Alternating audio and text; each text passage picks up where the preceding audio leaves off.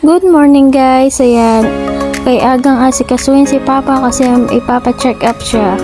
Ayan, nagpakulo lang pala ako dyan ng tubig para hindi masyadong malamig ang kanyang paligo. Ayan, nag-exercise pa si Inday dyan. Kala mo na may ibabawas sa kanyang timbang. Ayan, pagkatapos niyan, inayos ko yung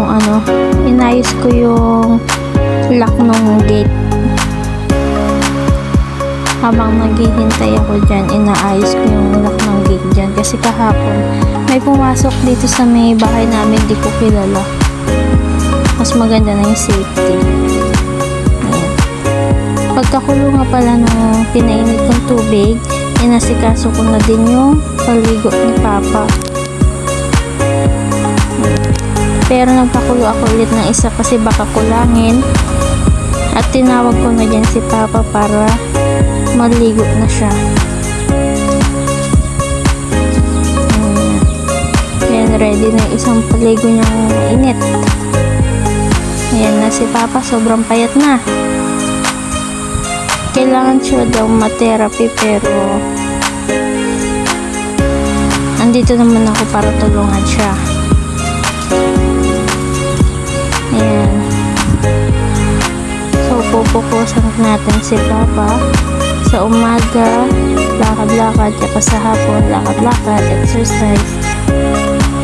Ayan. Pinapaliguan ko na nga pala din si Papa.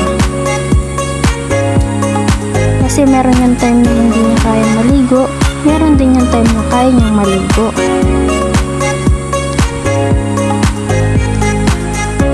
Ang mahalaga, nag-i-improve na yung kanyang katawan. Paunti-unti.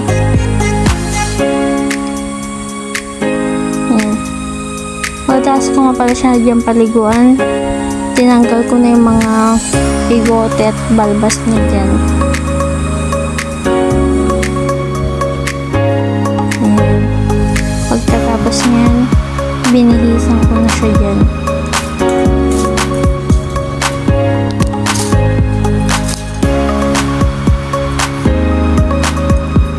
O, diba? Bihis na si Father Earth. Pinag-t-shirt ko na siya dyan kasi iilan lang yung sando niya. Siguro bibili pa ako ng ibang sando. So, ayan na siya guys. Ayan. Tapos, ayan na yung araw. Ang ganda ng sikat ng araw. Ngayon, ang ganda ng view. So, ayan lang guys. Thank you for watching.